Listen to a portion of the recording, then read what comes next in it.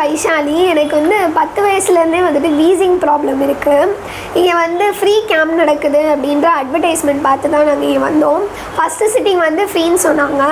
இப்போ வந்து காலில் வந்து கூசா தெரப்பி பண்ணாங்க. ஃபஸ்ட்டு சிட்டிங்லேருந்தே வந்துட்டு எனக்கு ப்ரீத்திங் பண்ண வந்துட்டு கொஞ்சம் பெட்டராக ஃபீல் பண்ணேன். நான் வீசிங் இருக்கிறவங்களுக்கு ப்ரீத் பண்ணவே ரொம்ப கஷ்டமாக இருக்கும்.